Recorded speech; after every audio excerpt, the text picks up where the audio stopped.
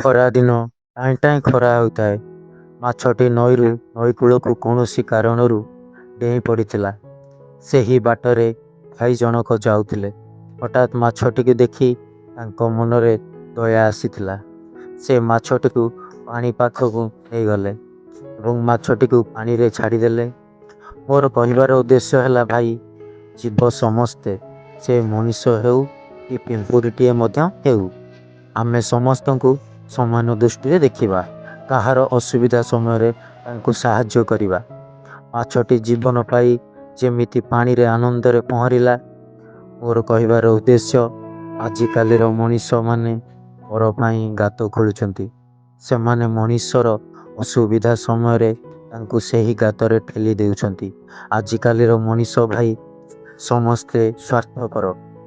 ଭିଡ଼ିଓଟି ଭଲ ଲାଗିଥିଲେ ସେୟାର, କମେଣ୍ଟ, ଲାଇକ୍ ଓ ସବସ୍କ୍ରାଇବ୍ କରନ୍ତୁ। ଜୟ ଜଗନ୍ନାଥ।